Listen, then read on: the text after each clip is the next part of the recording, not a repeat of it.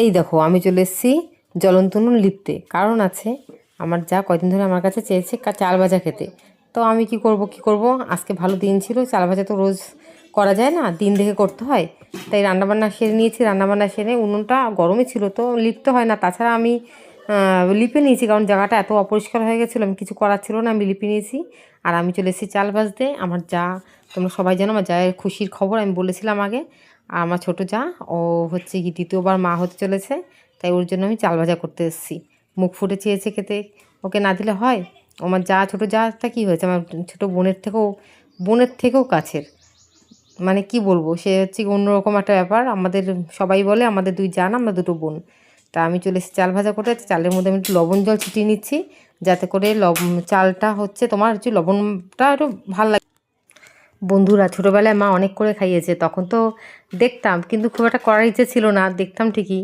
কিন্তু এখন বিয়ে হওয়ার পর বুঝি যে মায়েরা কত কাজ করতো সন্তানদের জন্য, বাড়ির পরিবারের প্রত্যেক সদস্যের জন্য। তাই এখন বুঝতে পারি, সেটা আমরা এখন ফিল করতে পারি যে মায়েরা কত খাটতো ওই সংসারের জন্য। এখন কি করব, এখন নিজেও সেরকম হয়ে গেছি, নিজেরও করতে হয়। তো বন্ধুরা দেখো, কাজ করতে করতে আমার হাতে কি ঢুকে গেছে, এই দেখো, যেটা কিনা কাঠের চোষ থাকে, ঢুকে গেছে। ভীষণ ব্যথা করছিল, তা আমি চোষটাকে উঠিয়ে নিয়েছি। উঠিয়ে নিয়ে এই যে হাতের মধ্যে, এটা আমার যে হাতে যে চোষটা ফুটেছিল। তো বন্ধুরা, তোমরা হাতটাকে ইগনোর করো, কারণ কালিতে রান্না করতে করতে হাতের অবস্থা এরকম হয়ে গেছে। কারণ আমরা খুব বেশি যে হ্যাঁ অনেক বড় লোক, আমাদের শৌখিনভাবে আমরা চলি, তা কিন্তু না, আমরা সবসময় ওই কারণে এই অবস্থা। তো এইভাবেই।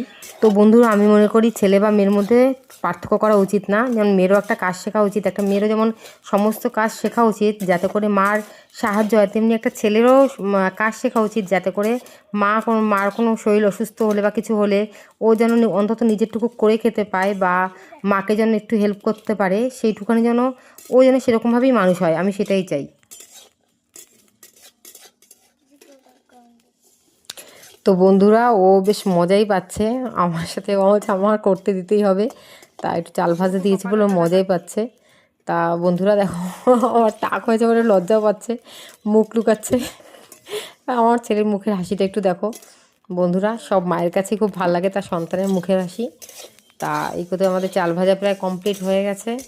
আমাকে একটু করে দিচ্ছে, আবার একটু দুষ্টুমিও করছে আমার ছেলে। দেখো বন্ধুরাও আবার চলে এসছে, এবার বলছে না, এবার মা আমাকে চাল ভাজা করতে দিতেই হবে, আমি দেবো। এবারে ছোটো ছোটো দুটো হাত দিয়ে আবার বলছে যে না, আমি চাল দেবো। এবার ঝুড়িটা আগিয়ে দিচ্ছে, চালগুলো আবার নিচে না পড়ে যায়, ছোটো মানুষ পারে না।